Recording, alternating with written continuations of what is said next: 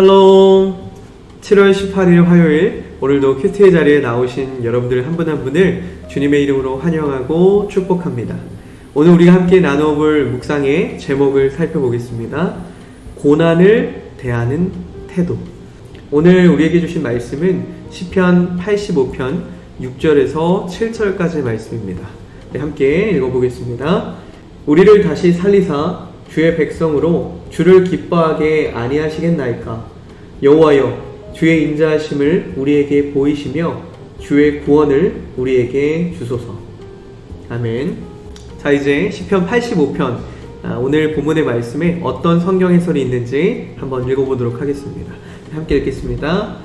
오늘 시편의 말씀은 바벨론 포로에서 돌아왔지만 기근과 가뭄으로 인해서 다시금 큰 고통에 직면한 이스라엘 백성들이 과거 하나님의 용서의 은혜를 기억하며 새로운 회복을 간구하는 기도의 장면입니다. 이스라엘은 현재 기근과 가뭄으로 황폐해진 땅을 보면서 고난에서 구원해 주실 것을 기도하기 전에 먼저 하나님께서 과거에 베푸신 용서와 회복을 고백합니다. 바벨론의 포로 생활을 하던 당신의 백성들을 친히 돌아오게 하셨고 이스라엘 땅에 은혜를 베푸셨음을 이야기하면서 이 모든 일은 하나님께서 과거의 죄를 용서하시고 진노를 거두어 주셨기 때문이라고 말합니다.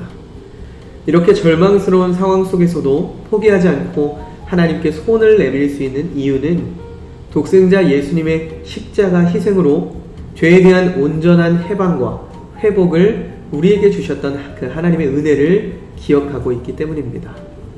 이스라엘은 구원의 하나님께 현재 당하고 있는 고통으로부터 과거처럼 구원해 주시기를 간구하고 있습니다.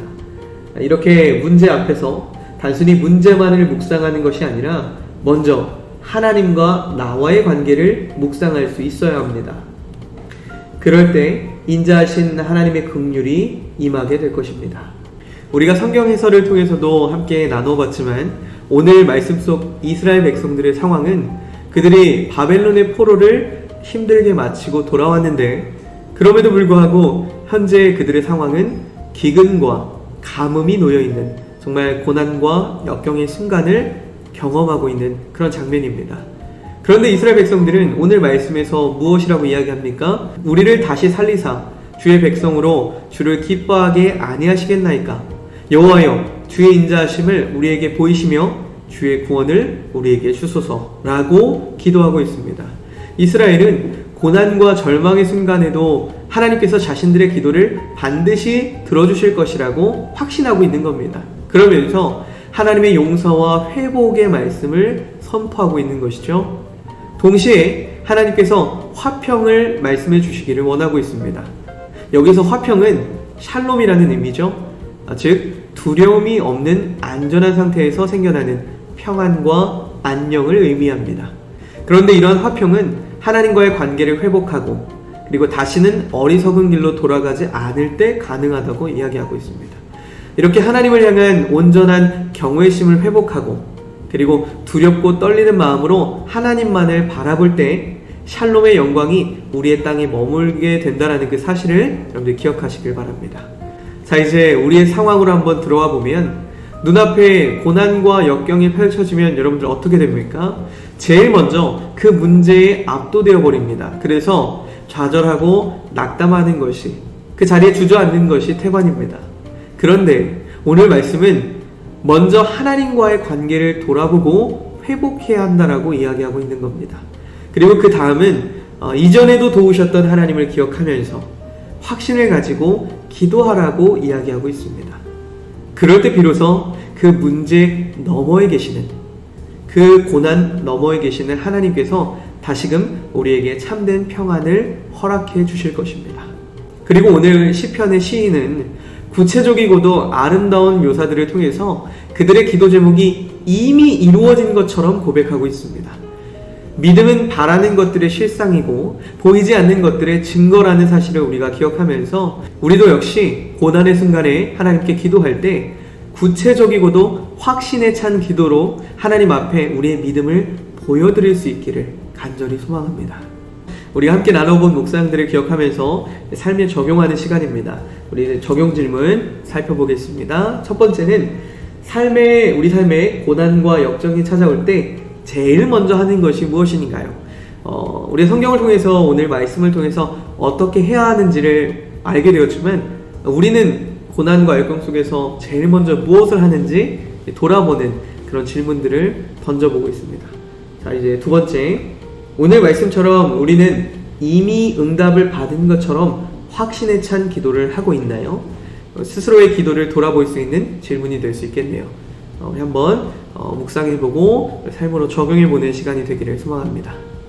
네, 우리가 다양한 질문들을 던져보았는데요. 그 중에서 저는 이렇게 한번 질문을 오늘 던져보고 싶습니다.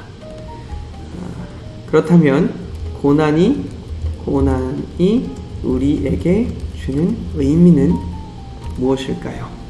한번 질문을 보내보겠습니다.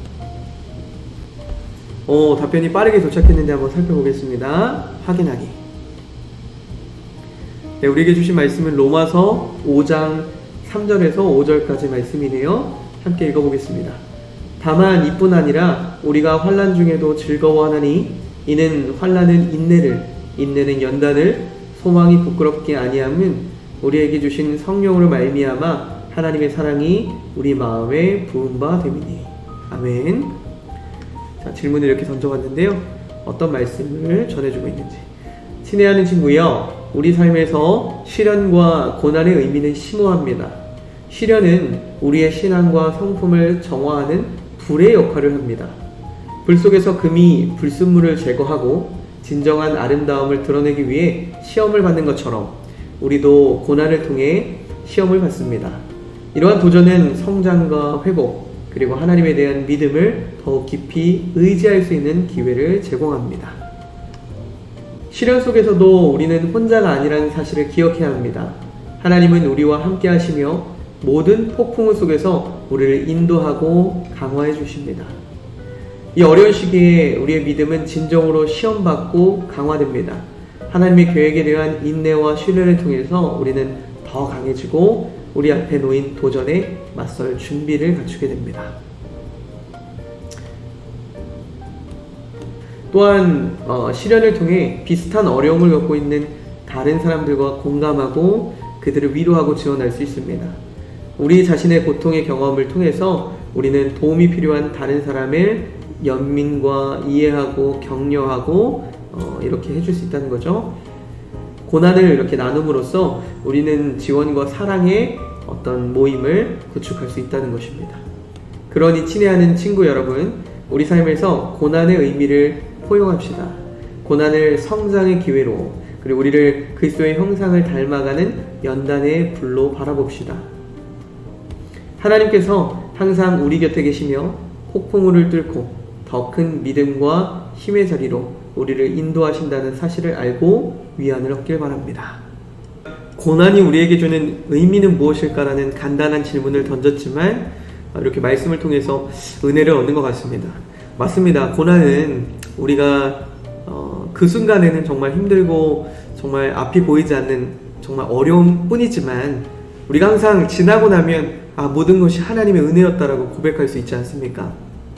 물론 그 고난의 순간에 당장은 너무 힘들어서 지나고 나서의 생각이 그 순간에는 들지 않을 수 있습니다. 그러나 우리가 고난의 순간 과거를 기억하는 겁니다. 오늘 말씀을 통해서 맞아, 이전에도 도우셨던 하나님께서 반드시 이번에도 도우실 거야, 이런 믿음으로 오늘 여러분들 고난 가운데 거하고 계시다면, 절망 가운데 계시다면 하나님의 은혜를 우리가 기억해 볼 수 있길 소망합니다. 그 하나님께서는 어디 가지 않고 여전히 우리의 삶을 인도하고 계십니다. 완벽하신 계획 속에서 고난은 모자이크라고 이야기하죠. 그 완벽한 조각들을 모아가셔서 결국에는 우리에게 온전한 선물을 전해주실 것이라 믿습니다. 그런 믿음으로 여러분들 일어나셔서 하나님과 다시금 힘을 얻고 또 힘차게 걸어갈 수 있기를 간절히 소망합니다. 자, 이제 우리 함께 기도문을 읽고 오늘 큐티를 마치도록 하겠습니다. 사랑의 하나님, 오늘은 고난과 역경의 순간에도 넘어지지 않고 하나님께 새로운 회복을 간구하며 기도했던 이스라엘 백성들의 믿음에 대해서 묵상해 보았습니다. 저희도 이전에도 도우셨던 하나님께서 이번에도 반드시 함께 하실 것이라는 믿음을 소유하게 해주세요. 그리고 어려움의 순간 단순히 문제만을 묵상하는 것이 아니라 먼저 하나님과 나와의 관계를 묵상할 수 있는 지혜를 허락해 주세요. 그래서 날마다 주님이 주시는 참 평안 안에 거하고 그런 저희의 삶을 통해 주님의 영광이 이 땅 가운데 가득하게 되기를 원합니다. 뜻이 하늘에서 이루어진 것 같이 땅에서도 이루어질 것을 믿음으로 담대히 고백할 수 있는 하루가 되기를 바라며 이 모든 말씀 예수님의 이름으로 기도합니다. 아멘.